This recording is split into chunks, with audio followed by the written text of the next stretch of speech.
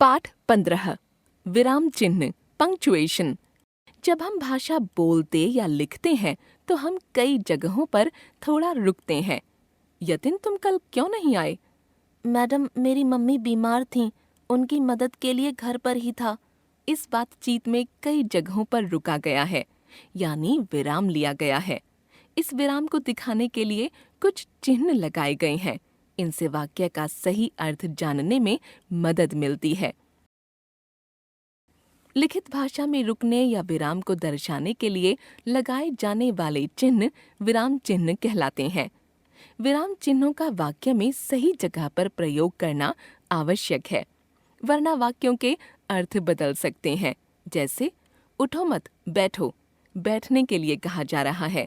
उठो मत बैठो, उठने के लिए कहा जा रहा है। देखा आपने, विराम चिन्हों का स्थान बदलने से अर्थ में कितना अंतर आ गया।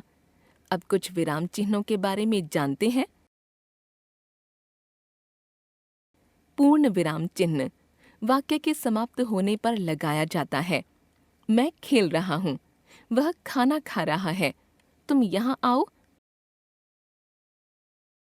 अल्प विराम चिन्ह वाक्य के बीच में जब थोड़ी देर के लिए रुकना होता है तो अल्प विराम चिन्ह लगाते हैं। मैं, सोना, राखी और सुचेता बाजार गए। मोना को आम, केला और अमरूद पसंद है। माँ रोटी, सब्जी, रायता और सलाद बना रही हैं। प्रश्नवाचक चिन्ह प्रश्न पूछने के लिए प्रश्नवाचक चिन्ह का प्रयोग करते हैं। कौन आया है? तुमने क्या बोला? आप कब आए? विस्मयादि बोधक चिन्ह आश्चर्य, दुख, घृणा, प्रशंसा आदि मन के भावों को दिखाने के लिए विस्मयादि बोधक चिन्ह का प्रयोग किया जाता है। वाह, कितना सुंदर दृश्य है! छी, कितनी गंदगी है यहाँ! अरे, यह क्या है?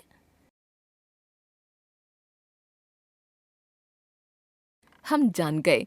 विराम चिन्ह लिखित भाषा में विराम को दर्शाने के लिए कुछ चिन्हों का प्रयोग।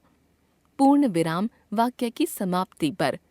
अल्प विराम वाक्य के बीच में थोड़ी देर रुकना। प्रश्नवाचक प्रश्न पूछने के लिए। विस्मयादि बोधक आश्चर्य आदि मन के भावों को प्रकट करने के लिए।